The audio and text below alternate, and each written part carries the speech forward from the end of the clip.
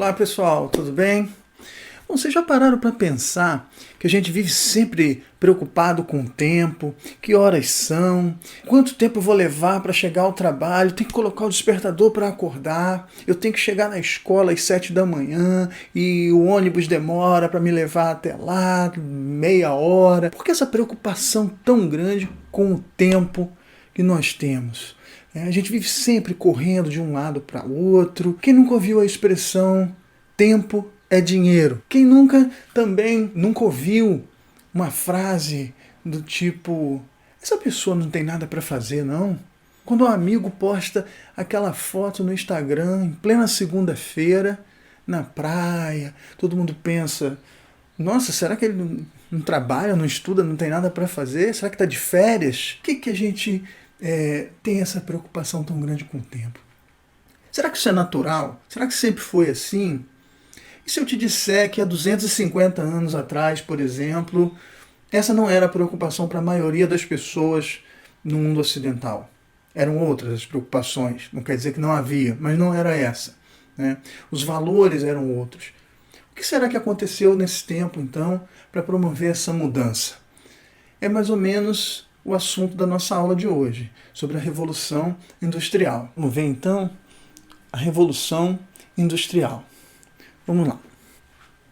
A Revolução Industrial, ela costuma marcar também a formação, o início do que nós entendemos como modo de produção capitalista. Mas vamos entender o que é modo de produção? Bom, o período histórico que nós vamos tratar aqui é o finalzinho da Idade Moderna. É o século XVIII que nós vamos acompanhar diversas transformações em vários campos da sociedade, não apenas no econômico.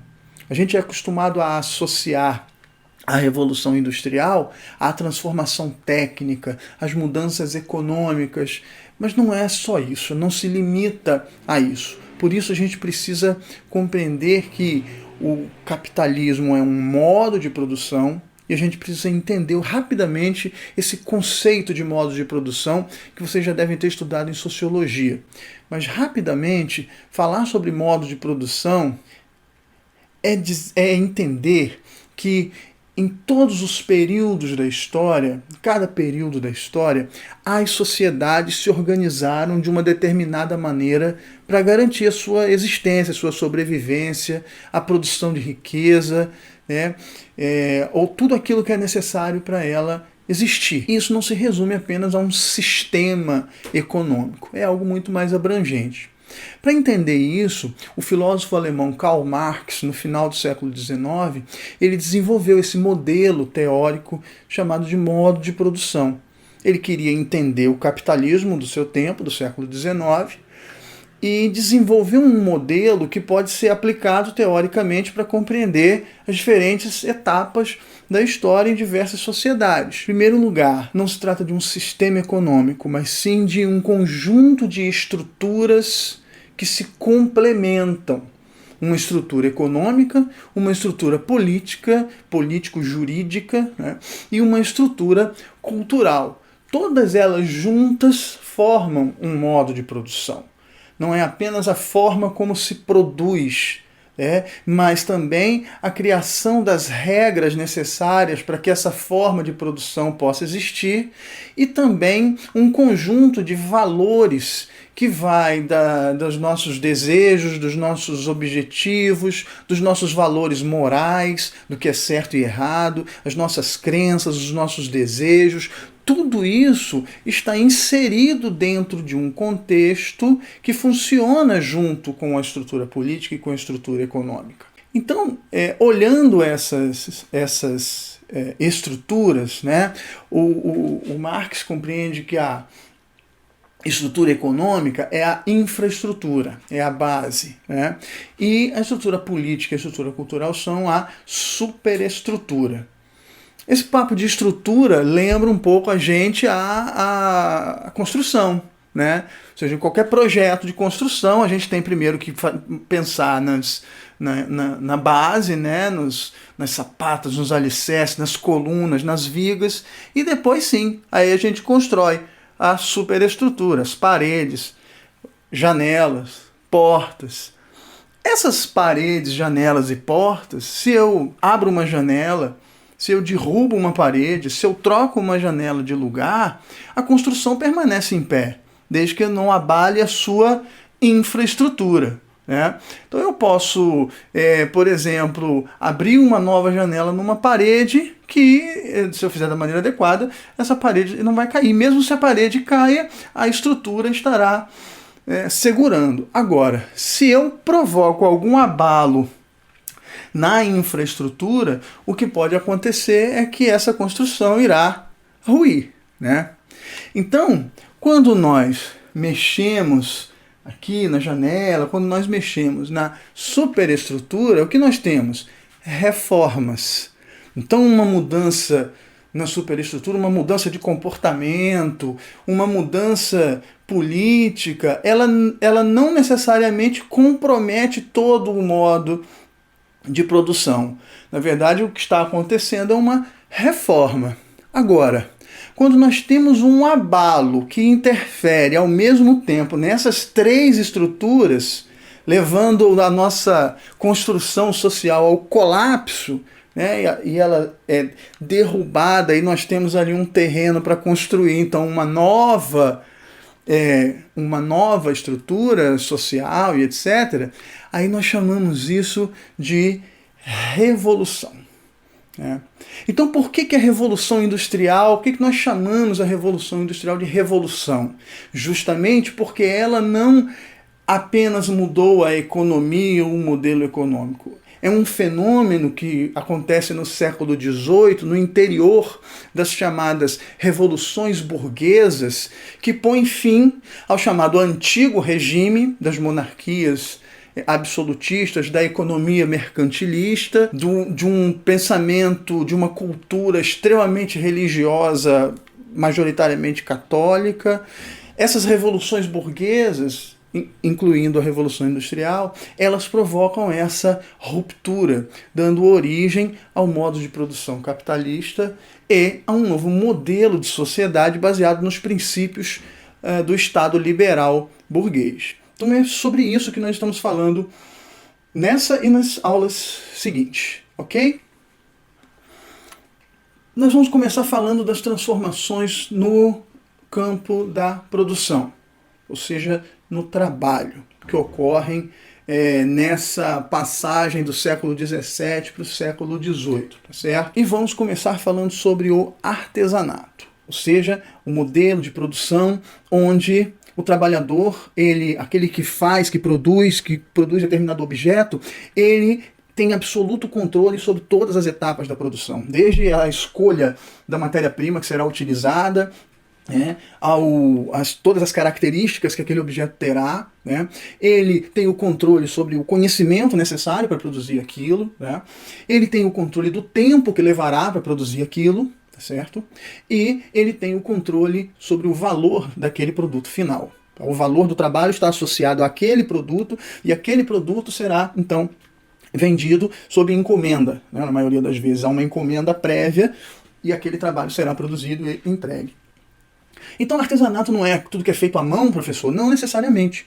Pode haver o uso de máquinas no artesanato. Pode haver o uso de máquina de costura, enfim, várias ferramentas podem ser utilizadas. E essas ferramentas normalmente pertencem a quem? Pertencem àquele que executa o trabalho. Então, ou seja, no artesanato nós dizemos que o trabalhador ele é o proprietário dos meios de produção. Ou seja, o que são meios de produção? Tudo aquilo que é necessário para que o trabalho seja realizado. Desde as ferramentas, o saber, o conhecimento, a técnica, até o tempo, o local de trabalho, o prazo, o valor. Esses são meios de produção. No artesanato, quem tem o total controle sobre esses meios é o trabalhador, certo? Aqui nós temos um exemplo da Inglaterra, da Escócia, digamos, no século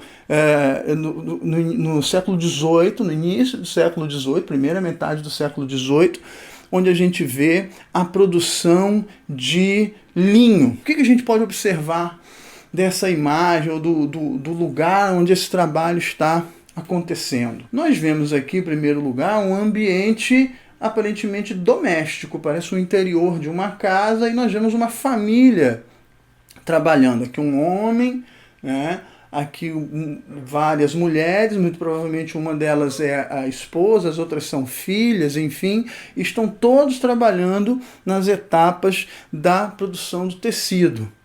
Junto deles nós temos aqui uma criança brincando com um cachorro, quer dizer, o ambiente doméstico é o local onde acontece o trabalho, que pertence a esses trabalhadores ou a essa família. Aqui no teto a gente tem uma ave, uma galinha, sei lá o quê, né? Então é um ambiente que mistura, né, a casa e o local da produção. Essas pessoas, elas têm um controle sobre o tempo em que vão trabalhar, né? O que dita o tempo para essas pessoas não é a hora do relógio ou o prazo para terminar uma tarefa que alguém pediu para fazer, enfim, né? O tempo deles é mais regido pelo tempo da natureza, o tempo em que eles vão encontrar matéria-prima para produzir, as condições climáticas daquele momento, ou seja, o tempo é muito mais determinado por questões naturais do que propriamente pela contagem do tempo em horas, minutos, segundos, etc. Né? Aqui nós temos uma outra imagem, né, onde nós já vemos a presença de uma máquina, né, mas não deixa de ser uma produção artesanal. Nós temos aqui uma máquina de fiar, né, e nós temos uma espécie já de alguma divisão de trabalho aqui acontecendo. Mas embora esteja acontecendo num ambiente doméstico, aqui um cachorrinho, né? Geralmente as imagens desse período do século XVIII são gravuras, e elas, para retratar ambientes domésticos, geralmente colocam a imagem de um animal, enfim, de utensílios, né? Está acontecendo numa oficina artesanal, né? Então, quando a gente fala em artesanato, o que nós temos que ter em mente? O artesanato é uma forma de organização do trabalho onde o trabalhador é o proprietário dos meios de produção, ok? E esse mesmo trabalhador, além de ser o proprietário dos meios de produção, ele participa de todo o processo de produção. Agora vamos ver aqui uma outra imagem, tá? Essa outra imagem já mostra um ambiente um pouco diferente. Deixa eu sair da frente da imagem aqui. Essa imagem já mostra um ambiente um pouco diferente. Nós temos aqui dois trabalhadores também operando máquinas, tá certo? Essas máquinas são máquinas manuais, movidas à força do próprio trabalhador.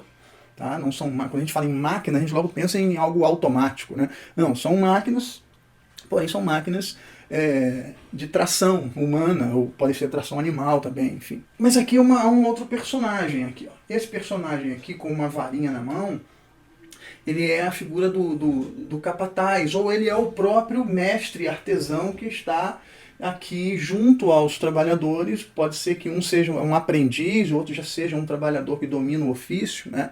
E eles estão ali produzindo num ambiente que já não parece tanto ser um ambiente doméstico, ou pelo menos não a casa deles, né? Mas algumas dessas ferramentas, por exemplo, pode ser que elas pertençam a esses próprios trabalhadores, que eles trazem de suas casas e vão lá utilizar no trabalho, né? Eles ainda têm um conhecimento e um controle sobre o saber técnico para a execução desse trabalho. Então essa situação aqui, ela já não é exatamente como no artesanato, tá? Ela já é uma evolução desse processo que nós chamamos de sistema de manufaturas.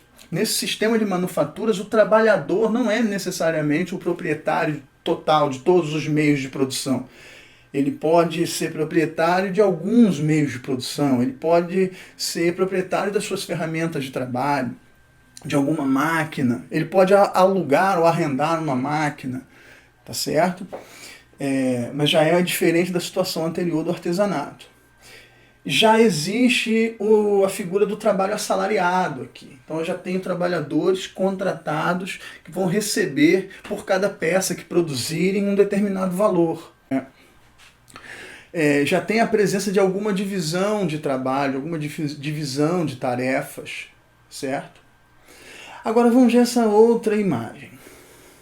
Essa outra imagem aqui, ela já mostra que também o ambiente de trabalho, também a utilização de máquinas, embora essa máquina seja uma máquina bem maior, né? Uma máquina bem maior, olha a quantidade de fios que ao mesmo tempo podem ser aqui utilizados para produzir o tecido, né? E uma única trabalhadora controlando essa mais um lá na outra ponta, né? Aqui. Agora eu queria chamar a atenção dessa imagem primeiro para dois personagens aqui, três personagens que são um pouco novidade para nós aqui. Que são esses três personagens que aparecem aqui. Esse senhor de cartola, né, aparentemente bem vestido, esses senhores de cartola aqui, de casaco, né? Esse personagem aqui é o proprietário dos meios de produção. Aqui são os trabalhadores. Veja uma mulher trabalhadora com sua roupa rasgada, com um aspecto magro, né? Ou seja, aparentando ser mal alimentada, pobre. Aqui o que talvez seja o seu marido e aqui os filhos, inclusive uma criança aqui debaixo da máquina. Então a presença de crianças na fábrica trabalhando junto aos adultos também é uma característica desse modelo, que é o modelo de fábrica, que eu acabei já falando, né? É o modelo de fábrica. Esse modelo é o que surge na segunda metade do século XVIII. E é o surgimento desse modelo e esse modelo se tornando a forma dominante de produção é o que nós vamos chamar de Revolução Industrial ou surgimento do sistema de fábricas. Aqueles personagens que aparecem lá são os burgueses. O que acontece de diferente da passagem do artesanato, passando pelo sistema de manufaturas para o sistema de fábrica, é que o controle dos meios de produção, a propriedade dos meios de produção, vai passando do trabalhador para um elemento externo à produção, né, que não necessariamente tem conhecimento sobre a produção, ele não necessariamente sabe executar aquela tarefa, mas ele é o proprietário dos meios de produção. Tá? É o burguês. A burguesia, ela se torna proprietária dos meios de produção nesse contexto a partir de um processo que vem desde a Idade Média. A burguesia surge com o renascimento comercial lá no século XI, na Idade Média, né, que dá origem às cidades, à circulação de mercadorias, e essas cidades eram chamadas de burgos, e os seus habitantes, portanto, eram os burgueses, aqueles comerciantes. Então a burguesia tem origem no comércio.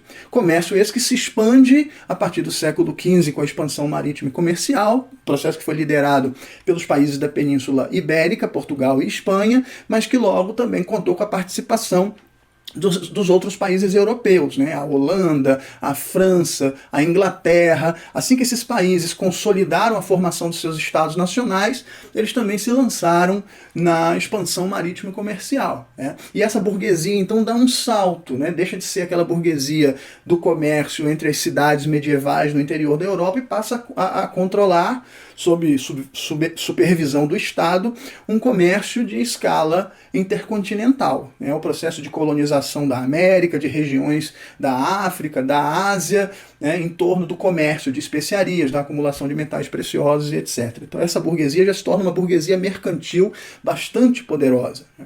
Isso, eu estou falando dos séculos XV, XVI, XVII. O que ocorre no século XVIII é que parte dessa burguesia mercantil aplica os lucros acumulados durante esse período da expansão marítima, aquele lucro obtido com o comércio passa a ser investido na produção. Como? Expropriando dos trabalhadores o controle que eles tinham sobre a produção e passando a burguesia a controlar esses meios de produção. O que cabe ao trabalhador, o que resta para o trabalhador é vender a sua força de trabalho. Como? Pelo tempo. Aí então ele deixa de ser aquele que produz o objeto do início ao fim, desde a escolha da matéria-prima até a sua venda, e passa a ser alguém que vai trabalhar por algumas horas, algumas não, muitas horas, em troca de um salário, sem saber exatamente qual objeto está produzindo, porque ele vai trabalhar apenas numa etapa da produção. Esse modelo, né, de trabalho assalariado e divisão do trabalho é muito eficiente na produção, que passa a ser uma produção em larga escala para atender ao mercado. Olha aí que interessante. Antes nós tínhamos uma produção por encomenda, né? Você não produzia, é igual ao exemplo do sapato, né? Você, se precisasse de um sapato, você tinha que procurar um artesão que ia tirar a medida do seu pé e ia fazer o sapato de acordo com o tamanho do seu pé, né? Agora não, agora o seu pé que tem que se adequar ao tamanho do sapato. Perceberam a inversão? Né? O que é isso? É a ideia de que existe um mercado, ou que temos que garantir que esse mercado exista, e esse mercado tem que consumir o que nós produzimos, e não nós temos que produzir o que o mercado vai nos encomendar, ou que indivíduos irão nos encomendar. Certo? Então essa necessidade da existência de um mercado que vai consumir o quanto eu conseguir produzir. Então a produção, ela não passa a ser medida, ela vai ser, a capacidade produtiva vai ser de acordo com a capacidade técnica de produção da fábrica, com a capacidade de investimento em máquinas, né, em técnicas mais avançadas, paralelamente a uma prática de trabalho assalariado com baixos salários, com baixíssimos salários. Então esse salário baixo associado a investimentos na produção é o que garante o lucro. Então aqui apenas um quadro comparativo entre o trabalho artesanal, a manufatura e o sistema de fábricas. Então essa é uma transição que nós vamos ver acontecendo ao longo dos séculos XV, XVI, XVII e no século XVIII esse modelo aqui se constitui e no século XIX ele se torna dominante. Nós vamos falar disso em outro momento. Onde esse movimento pôde ser percebido pela primeira vez? Na Inglaterra do século XVIII. E por que a Inglaterra? Porque a Inglaterra era o país que reunia as condições necessárias para isso. Tá? Primeiro ponto, né? A Inglaterra acumulou capitais durante a Idade Moderna, durante a expansão marítima. Outro elemento que garantiu essa acumulação de capitais durante esse período, né? As práticas tanto da burguesia quanto do Estado inglês foram essas aqui: a pirataria e o corso. O que é isso? Vocês devem se lembrar que o início da expansão marítima, quem dá a largada inicial são os portugueses. Desde 1415 até 1492, Portugal era, ou seja, quase o século XV inteiro, Portugal era o único país, pode-se dizer assim, a participar da exploração do Oceano Atlântico e da expansão marítima. Depois vem a Espanha e ficam esses dois países explorando comercialmente o Oceano Atlântico, seguindo mais ou menos um regulamento traçado lá em 1494, que é o Tratado de Tordesilhas, que definia que Portugal e Espanha eram os dois países que tinham o direito de explorar o Oceano Atlântico. Isso limitou a ação dos outros países. Então, holandeses, ingleses, como eles não podiam conquistar territórios no além-mar, porque o Tratado de Tordesilhas impedia isso, eles usavam uma outra prática, que é a prática da pirataria, que ocorria muito, por exemplo, na região do Caribe, né, do Mar do Caribe, porque ali havia a passagem dos navios espanhóis que vinham carregados de prata e de ouro da América. Né? E ali esses navios eram interceptados por navios piratas que assaltavam aquela carga de metais preciosos.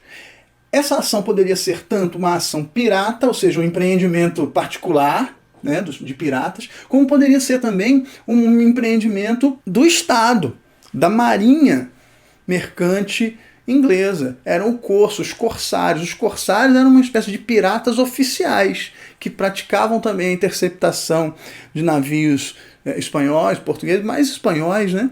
E roubavam essa carga e isso ficava para a coroa inglesa. Essa era uma prática. Outra prática foi a exploração colonial. Né?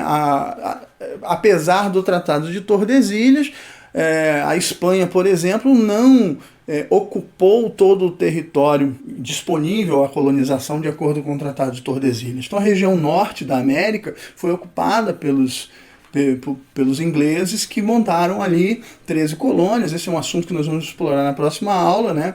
E essa colonização inglesa na América, na região que mais tarde deu origem aos Estados Unidos, também gerou bastante lucro para a burguesia inglesa e para o Estado inglês. E também uma outra atividade econômica muito lucrativa foi o comércio de pessoas escravizadas, né? Comércio de escravos africanos, que foi uma atividade muito lucrativa para a iniciativa privada, né, que fazia esse comércio, essa negociação de comprar escravos em regiões africanas e vender esses escravos nas colônias americanas. Esse era um comércio altamente lucrativo e os ingleses tiveram destaque nessa atividade. Um outro fator, então, além da acumulação de capitais, devido a essas práticas e uma lógica de acumulação, junta-se a isso o que ocorreu no século XVII, a partir ali de 1640, 1642, um conflito entre o parlamento e o governo absolutista inglês, do rei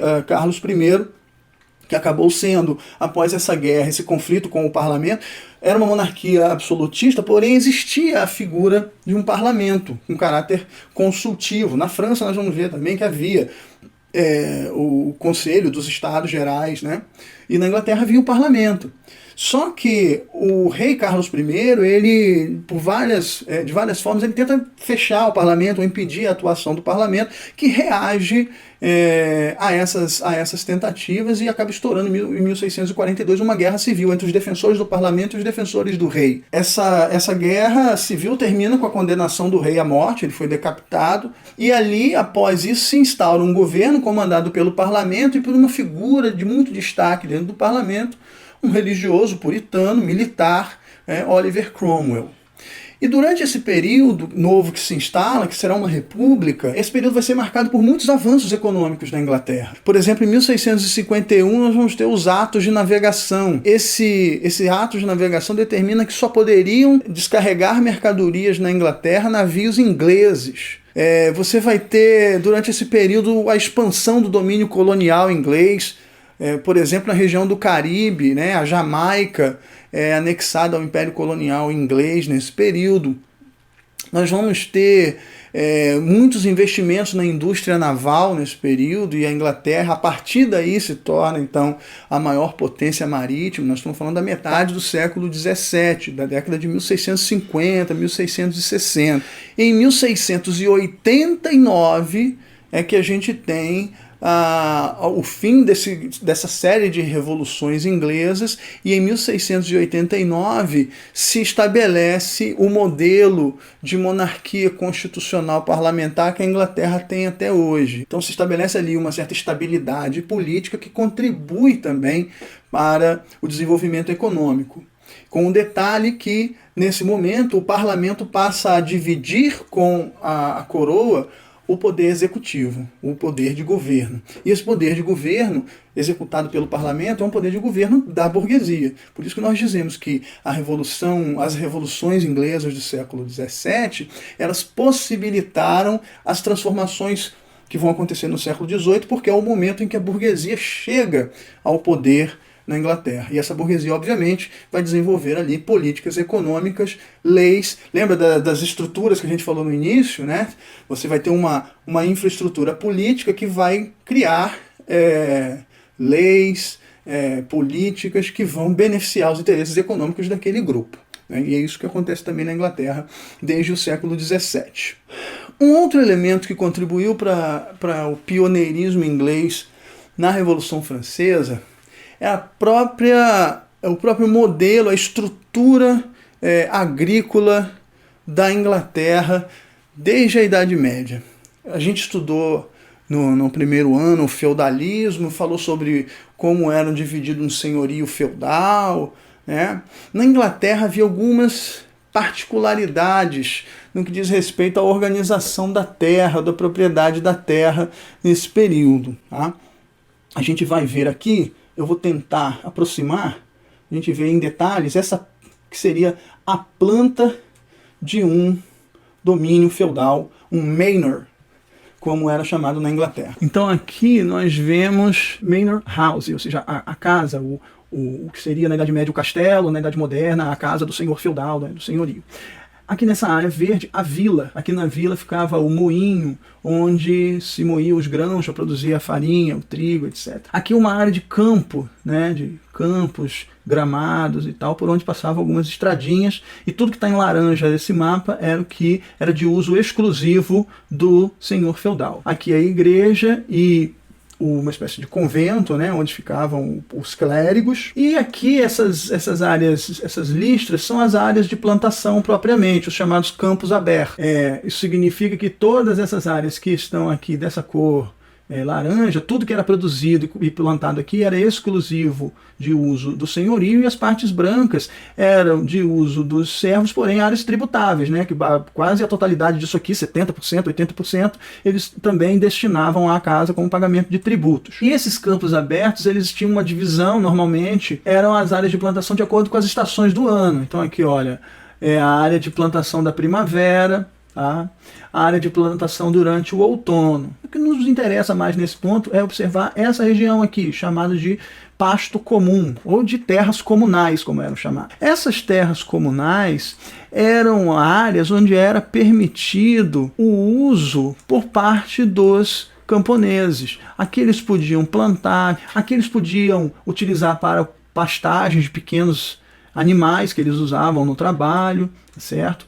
E muitos viviam nessas áreas, as chamadas terras comunais. Bom, o que foi acontecendo ao longo da Idade Moderna foi um processo chamado de cercamento dos campos. Então, nesse cercamento dos campos, o que nós vamos ver é que essa área que antes era de uso comunal, porque era uma área de solo não muito fértil, onde não era uma área propícia para plantação, como a gente viu nas outras áreas, que eram sim os campos abertos utilizados para a agricultura, essa área aqui, agora, a partir do século XVI, XVII, com a expansão do comércio, com a expansão do mercado, com o desenvolvimento das manufaturas que a gente viu ali, na produção de tecidos, essa região passa a ser utilizada por uma parte da nobreza de uma forma capitalista, digamos assim. O uso racional, econômico desse território. E a presença ali daqueles camponeses com seus animais pastando, etc., começa a incomodar essa nobreza. E aí vem uma série de leis que foram sendo conhecidas como leis do cercamento dos campos. E o que é esse processo de cercamentos ou de enclosures? Enclosure é fechamento, né? É a cerca, é cercar, enclausuramento. Então esse processo de enclosures fez com que essas terras fossem sendo cercadas e utilizadas por essa nobreza que vai fazer esse tipo de utilização do solo, passa a receber o nome de gentry, que é uma nobreza ligada ao mercado, uma nobreza que se diferencia um pouco da nobreza tradicional feudal, ligada apenas à agricultura e à exploração do campo, mas passa a explorar suas terras de forma capitalista, né? A gentry. Essa nobreza começa então a utilizar essas terras para a pastagem de ovelhas, para a produção de lã, para vender para as manufaturas que começam a crescer nas cidades. Então esse processo de enclosures faz com que os camponeses que viviam aqui sejam expulsos, porque para cuidar de ovelhas não há necessidade de muitas pessoas, duas famílias são capazes de cuidar de ovelhas nessa região, e o restante é expulso. E o que acontece como consequência disso? Como consequência desse processo, nós vamos ter um processo de migração das pessoas, das terras comunais, com o cercamento delas, elas passam a ir para as cidades, em busca de trabalho. Os camponeses são expulsos. É a ideia de que na Inglaterra as ovelhas possuem dentes de ferro que são capazes de devorar os homens, que é uma metáfora né, do livro A Utopia, falando sobre esse processo de enclosures, de cercamentos, né, que provoca esse êxodo rural, ou seja, as pessoas migram dos campos para a cidade. E ao chegar à cidade, essas pessoas também não vão encontrar condições de trabalho e emprego e vão aceitar trabalhar por qualquer coisa, né? Então é um processo de transformação muito grande também dessas cidades que a gente vê ao longo do século XVIII. Você passa a formar um exército de mão de obra disponível. Então olha só o que está acontecendo na Inglaterra, recapitulando, né? Você tem um processo de acumulação de capitais durante a expansão marítima, capitais, portanto, disponíveis que serão investidos na produção. Você tem um poder político adquirido pela burguesia que vai ser utilizado para criar as condições jurídicas, legais, para o seu desenvolvimento econômico, e nós vamos ter uma grande quantidade de mão de obra disponível decorrente desse processo de cercamento dos campos. Ou seja, nós vamos somando aí as condições que possibilitaram o surgimento do sistema de fábricas na Inglaterra. Mas além disso, nós teremos também nesse contexto, estava acontecendo, e aí não somente na Inglaterra, em toda a Europa, na Itália, na França, né, principalmente, mas também na Inglaterra, e com muito destaque, um processo que ficou conhecido como a Revolução Científica do século XVII. E na sua sequência, o movimento iluminista, né, que também vão trazer elementos que serão fundamentais para o desenvolvimento da fábrica, principalmente do ponto de vista técnico, científico, e também sobre a questão do controle das populações. Nós vamos falar um pouco disso daqui a pouco, porque esse crescimento das cidades, essa chegada dessa mão de obra vinda do campo, transforma a sociedade urbana, né, numa situação caótica, né? Um outro elemento é a existência de um grande mercado interno. A Inglaterra, apesar de não ser um país tão grande, é um país insular, quer dizer, uma grande ilha, né? Mas cortada por muitos rios navegáveis, né? Então isso possibilitava, além da navegação de cabotagem, que é a navegação pelo mar contornando o país todo, né? Você vai ter também uma possibilidade de navegação interna pelos diversos rios que cortavam o país. Como a gente pode ver, esse mapa aqui, ele é dos primeiros anos do século XIX, mas ele serve para ilustrar isso para a gente. Aqui a gente consegue ver, por exemplo, olha, a entrada de um grande rio que vai cortar o país inteiro, a entrada do rio Thames aqui por esse lado, outro rio, e esses rios eles vão se ramificando aqui pelo interior do país. Então eu tenho a navegação de cabotagem, saindo daqui para cá, daqui para cá, daqui para cá, em vários portos que havia no país, e a navegação fluvial, comercial. Isso permitia então a circulação de mercadorias por todo o território. Voltando aqui, né, além desse mercado e das possibilidades de circulação de mercadorias via navegação, a Inglaterra possuía grandes reservas de carvão mineral e de ferro, né, ou seja, carvão mineral é a principal fonte de energia, né, energia térmica, a queima desse carvão liberava um vapor que passa a ser, aí já no início do século XIX, chegando à metade do século XIX, que passa a ser o principal combustível das máquinas, que vão deixando de ser aquelas máquinas manuais, passando a ser máquinas automáticas movidas a vapor, né, com uma capacidade de produção ainda mais intensa. A disponibilidade de matéria-prima, que é o ferro, para a produção dessas máquinas, e o algodão explorado na América, nas 13 colônias na América, né, que é a principal, passa a ser, junto com a lã, já no século XIX passa a ser o algodão a principal matéria-prima da indústria têxtil, da produção de tecidos. Então esses elementos garantiam, a reunião desses elementos, não é que nos outros países não tivesse um ou outro desses elementos, mas a Inglaterra reunia todos esses elementos ali naquele contexto. Bom, falando isso, agora a gente pode falar um pouco das fases da Revolução Industrial, utilizando um pouco aquele quadro que tem no livro de vocês, né? Então nós vamos nos atentar principalmente para a primeira e a segunda fase da Revolução Industrial. Geralmente essa terceira fase da Revolução Industrial aqui, e hoje já se fala em quarta Revolução Industrial, né? São estudados em geografia, geralmente, né? E aqui a gente vai falar um pouco sobre as características e buscando fazer um comparativo entre as diferentes fases da Revolução Industrial. Isso que nós estamos falando é a primeira fase da Revolução Industrial, que acontece então entre a metade do século XVIII até a final do século XIX. A década de 1870 do século XIX. É um movimento que começa na Inglaterra e ao longo do final do século XVIII, ali na década de 1790, já começa a acontecer, por exemplo, na França, na Bélgica, e adentra aí o século XIX. Já no final do século XIX e início do século XX, é que a gente vê a expansão disso. Na década de 1870, por exemplo, a gente vai ver a partir, depois da unificação italiana e da unificação alemã, a gente vai ver uma expansão do processo de industrialização na Alemanha e na Itália. Nos Estados Unidos, já desde o início do século XIX, no finalzinho do século XIX, a gente vai ver a Revolução Meiji no Japão, que também vai ser responsável pela industrialização do Japão. No que diz respeito aos setores da indústria, que setores se desenvolveram? Na primeira fase da Revolução Industrial, nós vamos ver o desenvolvimento da indústria têxtil. É a produção de tecidos que faz acontecer e que alavanca a Revolução Industrial.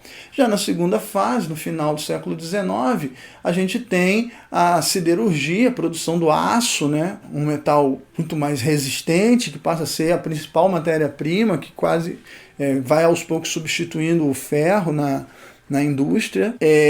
A indústria naval, com os navios a vapor, que começam a surgir também no final do século XIX. A indústria bélica, a produção de armas. A gente vai ter uma corrida armamentista na década de 1800 e a partir da década de 1870. Isso vai desembocar na Primeira Guerra Mundial, no início do século XX. E já no início do século XX, a indústria automobilística começa a surgir nos primeiros anos do século XX, principalmente nos Estados Unidos, com o modelo fordista, que também vai ser falado em um outro momento aqui por nós. As características principais do capitalismo nesses dois momentos da Revolução Industrial. Na primeira fase, ainda era muito forte aquela ideia de que haveria um equilíbrio da produção garantido pelo próprio mercado. Aquela ideia inspirada pelo pensamento de Adam Smith, da mão invisível do mercado regulando a atividade econômica, porque a gente tinha poucos países industrializados, inicialmente ali Inglaterra, depois França e Bélgica. Esses países eles conseguiam atender aos seus mercados, ou seja, eles tinham o seu mercado consumidor, eles tinham suas fontes de matéria-prima, de energia, então não havia ali uma concorrência que pudesse levar a algum desequilíbrio. Era uma concorrência que se mantinha dentro de algum equilíbrio. É chamado a fase do capitalismo concorrencial. Já na segunda fase, com a entrada da Alemanha, da Itália, você começa a ter uma disputa por mercado consumidor e por fontes de matéria-prima que vão acabar acelerando o processo que nós chamamos de imperialismo, que é a necessidade então dos países dominarem territórios para explorarem como fontes de matéria-prima ou como mercado consumidor quase que exclusivo. E aí esse equilíbrio ele começa a se romper. Isso nós estamos falando do final do século XIX, e essa vai ser uma das causas, a principal causa da Primeira Guerra Mundial a partir de 1914. Nessa segunda fase, começa a acontecer o fenômeno do capitalismo concorrencial, da livre concorrência e etc., começa a dar lugar ao capitalismo monopolista. O capitalismo monopolista, quando as grandes empresas vão engolindo as pequenas, vão comprando as pequenas, as manufaturas e o artesanato vão praticamente desaparecendo porque não conseguem competir com essas grandes empresas, e nós vamos ver a associação do capital industrial com o capital financeiro. Então é a ascensão das grandes casas bancárias que começam a investir os seus capitais na criação de fábricas, tanto nos seus países quanto no investimentos em infraestrutura em outros países. A gente pode dar o exemplo das relações entre Brasil e Inglaterra nesse momento do século XIX. Né? A Inglaterra passa, os bancos ingleses passam a ser os principais credores das dívidas dos senhores de engenho, dos barões do café brasileiros, né? Eles que vão financiar investimentos em infraestrutura aqui, a construção das primeiras ferrovias no Brasil, portos, tudo isso foi feito com dinheiro tomado emprestado de bancos ingleses, principalmente, né? E esses empreendedores brasileiros que tomavam empréstimos dos bancos ingleses, sejam para aprimorar sua produção de café, seja para modernizar os seus engenhos de açúcar, né?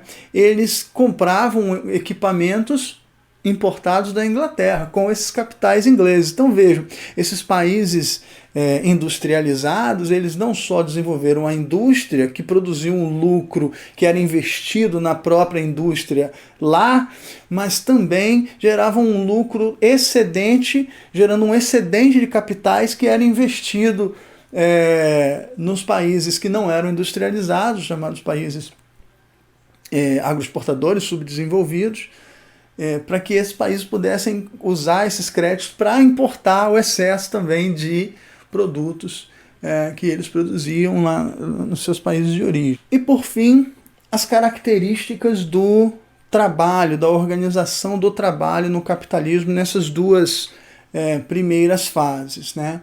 Nos primeiros tempos pós-revolução industrial, havia uma superexploração do trabalho infantil, do trabalho feminino, que eram, se os trabalhadores, homens adultos, ganhavam muito pouco para o seu sustento, que fazia com que eles trabalhassem muitas horas seguidas, 12, 14, 16 horas seguidas, né?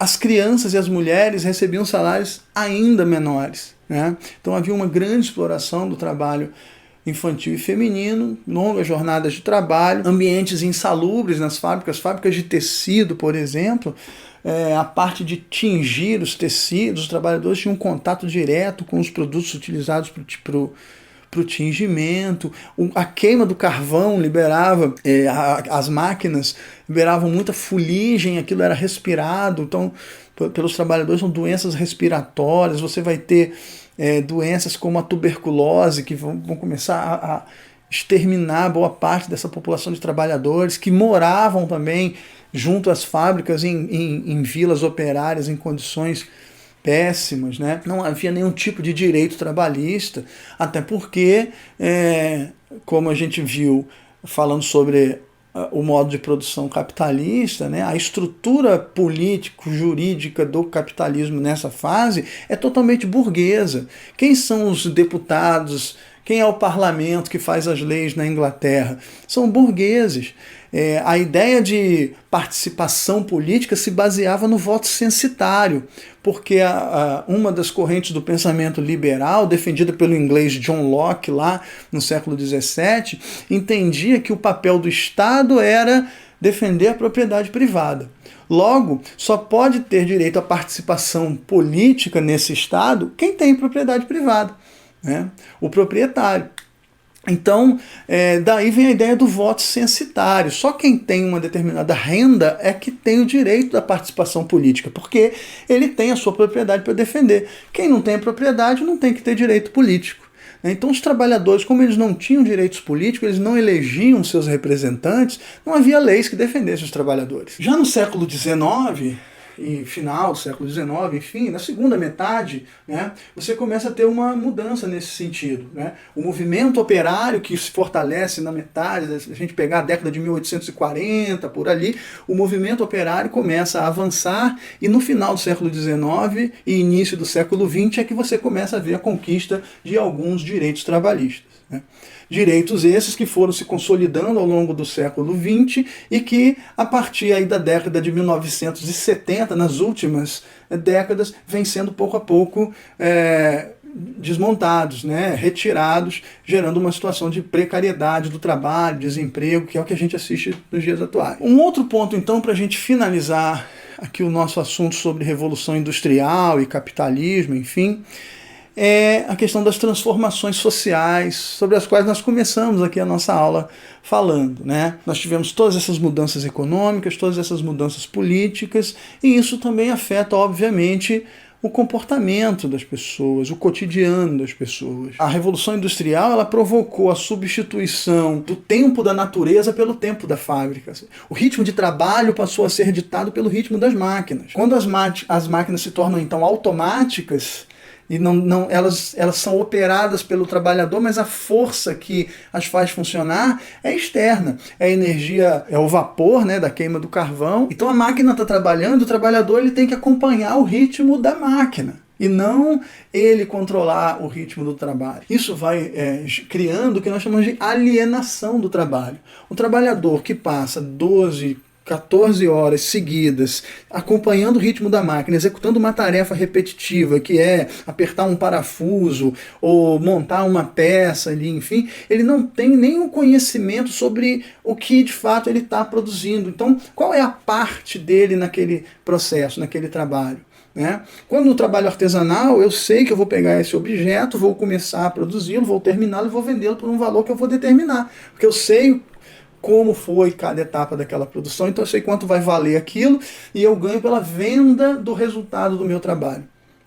Agora não. Agora o que eu vou ganhar é um salário que será o mesmo, independente do que eu estou produzindo. E muitas vezes eu estou produzindo algo que no final do mês eu não terei condições de comprar com o meu salário. Então, quer dizer, eu produzi uma riqueza muito grande, que eu não tenho noção do tamanho da riqueza que eu produzi, mas essa riqueza não me pertence. Eu recebo apenas aquele salário. Então, esse processo é o que a gente chama de alienação do trabalho, né? E nesse processo de alienação do trabalho, o trabalhador ele começa a deixar, a se desumanizar, começa a não se ver mais como um ser humano. Ele é uma parte ali da produção, ele é como se ele fosse uma extensão da máquina, um apêndice da máquina, ele é uma coisa.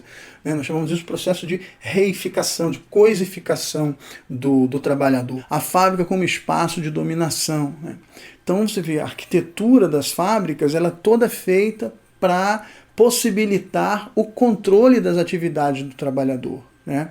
Se ele está realizando o trabalho no ritmo que deve realizar, se ele não está cometendo nenhuma falta, se ele não está roubando nada, tudo isso era vigiado constantemente por um esquema que a própria arquitetura da fábrica permitia, aqueles galpões enormes, né?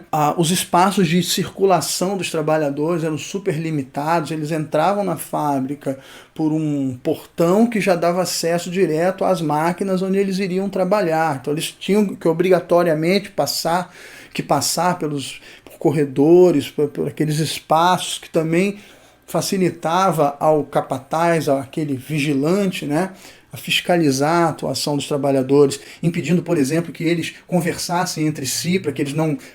Primeiro que conversar ia parar a produção, ia atrasar a produção, e segundo que nessas conversas eles poderiam trocar ali insatisfações e angústias que poderiam acabar possibilitando a união desses trabalhadores ou a organização desses trabalhadores para algum tipo de revolta ou algo parecido. Então a vigilância era extrema e a arquitetura das fábricas contribuía para isso. A Revolução Industrial também, ela meio que instala uma espécie de relógio moral no coração de cada trabalhador.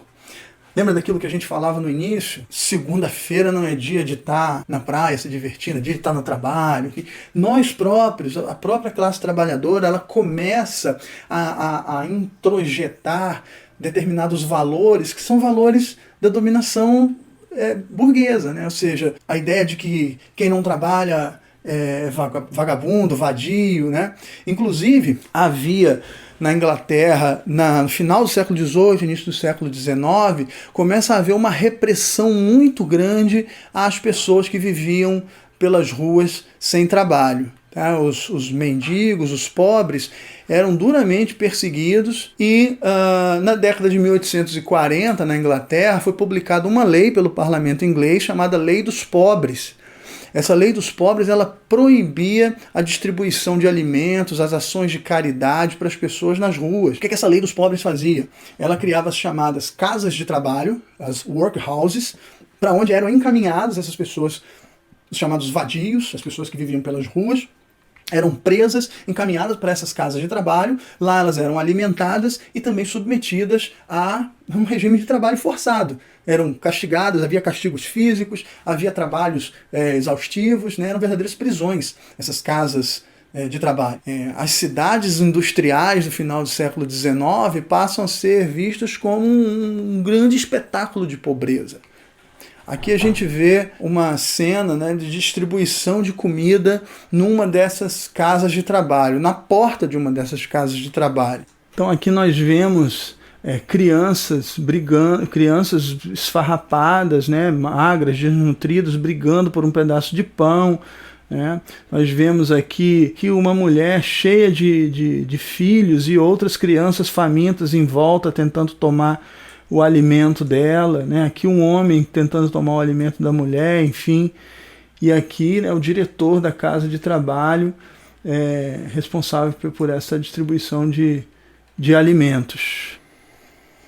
Enfim, toda essa preocupação com o tempo, com uma certa moralidade, uma cultura do trabalho, né, aliada a essa repressão, à pobreza, aos que não trabalhavam, né, ajudaram a cimentar essa estrutura cultural do modo de produção capitalista, que é fundamental para que ele funcione. Né? E diante dessas condições, né, de superexploração e de miséria, nós vamos ver que, principalmente no século XIX, os trabalhadores começam então a se organizar para reivindicar melhorias nessas condições, e aí tem a origem ao movimento operário. Mas esse é um assunto que nós vamos abordar lá no terceiro bimestre, tá certo?